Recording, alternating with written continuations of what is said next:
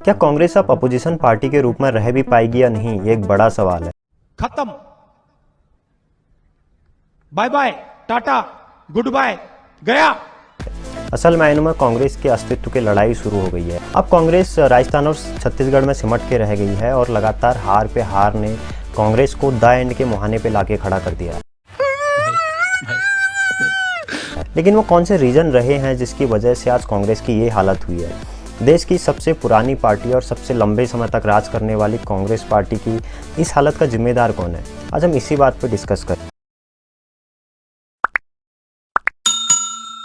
Healthy democracy में एक मजबूत अपोजिशन का होना बहुत ज़रूरी है, लेकिन अगर आप भारत की बात करें तो मजबूत अपोजिशन तो छोड़िए, यहाँ पे कोई अपोजिशन ही नहीं दिखता। अगर आपको थोड़ा कांग्रेस के इतिहास में ले चलो तो 28 दिसंबर 1885 लगभग 137 साल पहले फॉर्म हुई थी Congress. Initially Indian national Congress कोई पॉलिटिकल पार्टी नहीं थी, बल्कि इंडियन फ्रीडम मूवमेंट को ऑपरेट कर रही थी। लेकिन आज़ादी के बाद इंडियन नेशनल कांग्रेस देश की मुख्य पॉलिटिकल पार्टी बन गई। आज़ादी से लेकर 2014 तक 16 आम चुनाव में कांग्रेस ने 6 बार पूर्ण मेजॉरिटी से देश में सरकार बनाई थी और 4 बार गठबंधन सरकारों के साथ वो शासन में रही थी। लेकिन अब हालात ये है कि कांग्रेस पहले तो सत्ता से हटी और फिर अब अपोजिशन से भी लगभग हटने ही वाली है।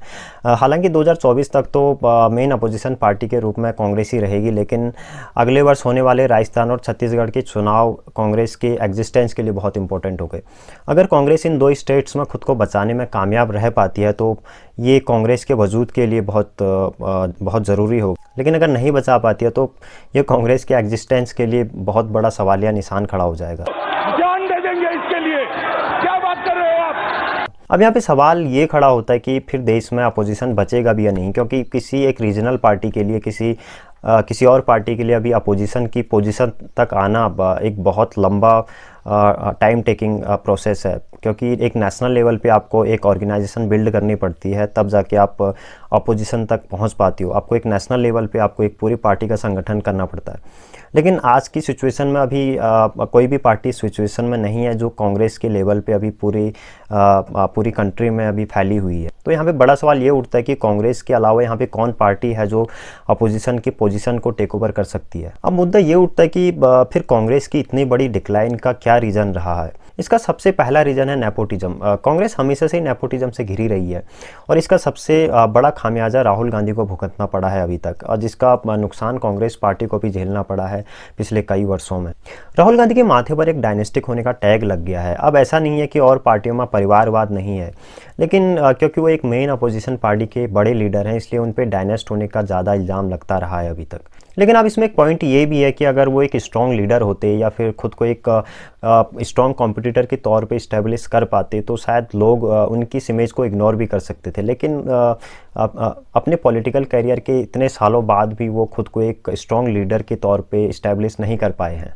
2017 में राहुल गांधी को कांग्रेस का प्रेसिडेंट बनाया गया था, लेकिन ठीक 2 वर्षों बाद 2019 की जनरल इलेक्शन में मिली हार के बाद राहुल गांधी ने प्रेसिडेंट पद से इस्तीफा दे दिया था। आज ऑफिशियली वो कांग्रेस के किसी भी बड़े पद पे नहीं है, सिवाय कांग्रेस वर्किंग कमेटी के मेंबर के अलावा। क्या बढ़िया था गुरु। लेकिन अगर आप बात करें, आज भी वो कांग्रेस के एक अनऑफिशियल हेड है और आज भी अगर कांग्रेस में नंबर 1 पोजीशन की बात आती है तो उसमें राहुल गांधी का नाम ही सबसे पहले आता है। और इसका दूसरा जो बड़ा कारण रहा वो ये था कि 1998 से लेकर 2017 तक कांग्रेस की प्रेसिडेंट रही थी सोनिया गांधी।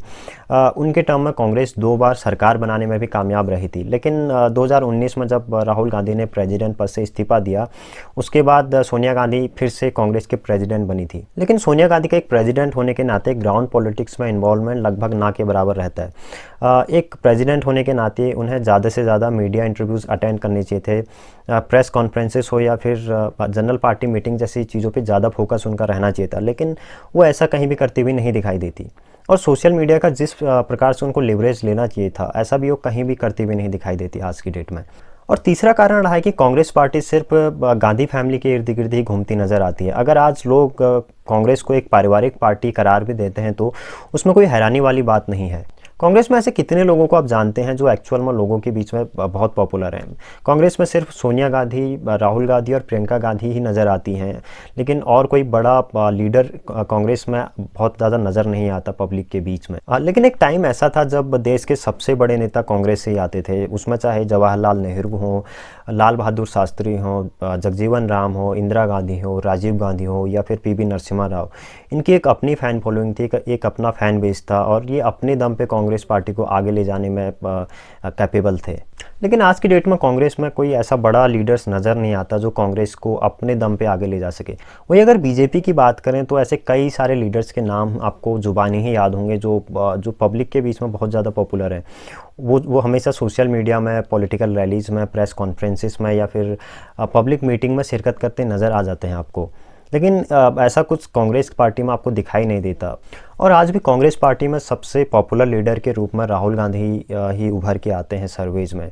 क्या कांग्रेस पार्टी में कोई भी ऐसा नहीं है जिसमें एक्चुअल में ऐसा पोटेंशियल है जो कांग्रेस को दोबारा से रिबिल्ड कर सके, कांग्रेस पार्टी की कमान अपने हाथों में ले सके? बिल्कुल होंगे, हर पार्टी में ऐसे लोग होते हैं जिनमें एक्चुअल में पोटेंशियल होता है। बट अब रीज़न ये है कि वो क्यों आगे नहीं आ पाते, क्यों उनको इतना सफिशिएंट स्पेस नहीं मिल पाता आगे आने के लिए, और ये एक बड़ा प्रश्न है अभी कांग्रेस पार्टी के लिए। 2019 में जब कांग्रेस प्रेसिडेंट से राहुल गांधी ने इस्तीफा दिया था, उसके बाद दोबारा सोनिया गांधी कांग्रेस की प्रेसिडेंट बन गई थी। लेकिन उस समय एक मौका था जब एक एलिजिबल लीडर्स को ये कमान सौंपी जा सकती थी और एक भरोसा जताया जा सकता था कि कांग्रेस पार्टी को जो एक नई ऊंचाई पे ले जा सके, एक रिबिल्ड पोजीशन में ला सके। लेकिन ऐसा उन्होंने नहीं किया, खुद कांग्रेस की कमान अपने हाथों में ले ली, जो कांग्रेस के लिए बहुत ज़्यादा फ़ायदेमंद साबित नहीं हुआ है अभी तक। लेकिन इतना सब कुछ होने के बावजूद भी अगर राहुल गांधी ही कांग्रेस के सबसे बड़े पोस्टर बॉय बने रहना चाहते तो उनको अब भी वो काम करने चाहिए जो